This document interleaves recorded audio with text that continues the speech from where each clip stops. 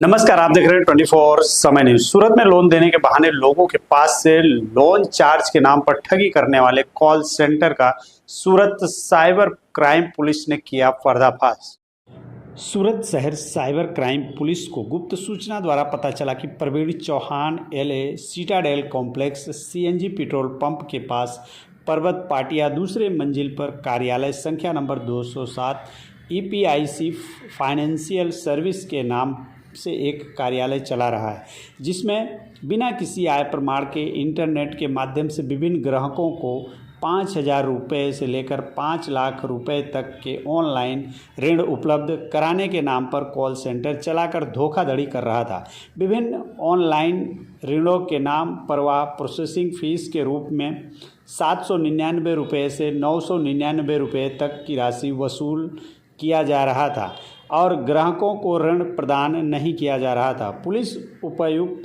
Cyber cell Vishakha Jain और सहायक police आयुक्त साइबर अपराध एसई डेनियल के निर्देश और मार्गदर्शन में पुलिस निरीक्षक एएम परमार, डीबी गामित और पीएसआई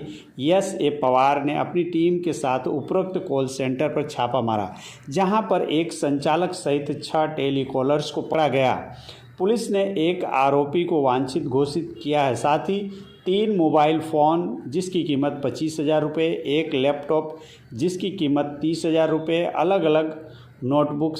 संख्या 37, विभिन्न कंपनियों के 5 सिम कार्ड,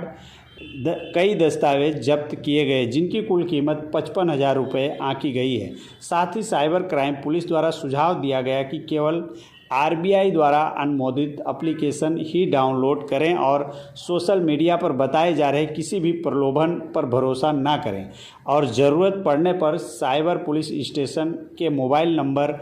7069052555 पर संपर्क करें। સુરત શહેર સાયબર ક્રાઇમ સેલ દ્વારા ગઈકાલે એક પર્વત પાટિયા ખાતે એક રેડ કરવામાં આવી હતી, જેમાં એપિક ફાઇનાન્શિયલ સર્વિસ નામની એક ઓફિસ ચાલતી હતી, જેમાં અમે લોકોને બાતમી મળી હતી કે ત્યાં એ લોકો લોન મળી જશે 1 થી 2 દિવસમાં એવી ખોટી લાલચ આપી લોનની પ્રોસેસિંગ ફી લઈ લેતા હતા કસ્ટમર્સ પાસેથી અને એમને લોનની પ્રોસેસિંગ નહીં કરતા હતા। એવી રીતે બાતમી મળતા અમે લોકો ત્યારે જ્યાં રેડ કરી તો ત્યાં એક સંચાલક અને એના સિવાય 6 ટેલિકોલર્સ ત્યાંથી મળી આવ્યા અને પૂછપરછ કરતા, તપાસ કરતા અને તમામ ડોક્યુમેન્ટ જોતા ખબર પડી કે એ લોકો 5 થી 5 લાખ રૂપિયા જેટલાની લોનની વિશ્વાસ આપતા હતા કે 1 થી 2 દિવસમાં ઝડપથી અમે લોકોએ પ્રોસેસ કરાવી દઈશું અને એવી વિશ્વાસ આપીને સામેવાળાથી 799 અને 999 રૂપીઝ લોન પ્રોસેસિંગ ફીના નામે લઈ લેતા હતા અને પછી એમની લોન નથી પ્રોસેસ કરાવતા હતા। એ જે ટેલિકોલર્સ છે એમને દર દિવસની ટાર્ગેટ્સ આપવામાં આવતી હતી અને એ માહિતી એ લોકોએ મેટા એડ્સમાં એડ ચલાવીને કલેક્ટ કરતા હતા। તો જે લોકોને લોનની ઇન્ક્વાયરી કરવી હોય એ લોકો એડ પર ક્લિક કરે અને એડ પર ક્લિક કરવાથી તમારું નામ અને નંબરનું ડેટા એ લોકો પાસે પહોંચી જાય અને પછી એ લોકોની લિસ્ટ બનાવીને એ લોકો તમામ ટેલિકોલર્સ વચ્ચે વેચણી કરી બધાને ટાર્ગેટ આપવામાં આવતી હતી કે તમારે આજે 100 કોલ કરવાનું છે કે 200 કોલ કરવાનું છે અને એ મુજબ આખી પ્રક્રિયા ચાલતી હતી છેલ્લા 6-7 મહિનાથી। કેટલા આરોપી મળી? અત્યારે એક જ આરોપી પકડાયો છે અને બીજો જે આરોપી છે એ હાલ નાસ્તો કરતો છે।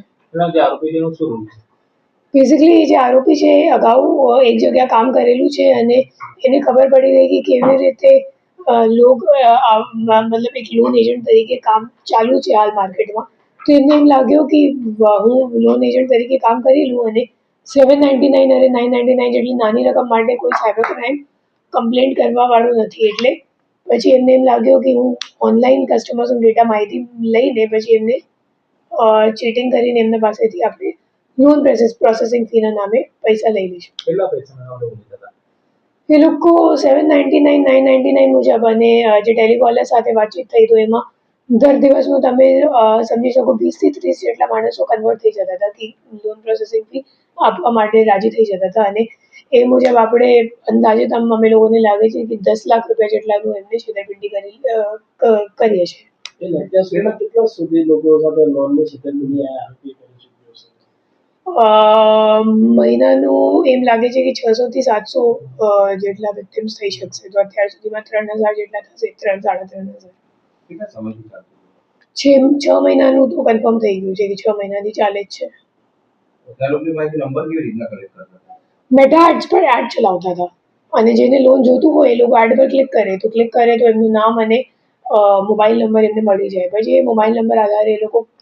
ટેલિકોલર્સ મારફતે કોલ કરાવતા હતા કે તમે હવે એમને કોલ કરીને એમને કન્વિન્સ કરીને એમની પાસેથી લોન પ્રોસેસિંગથી લઈ લો.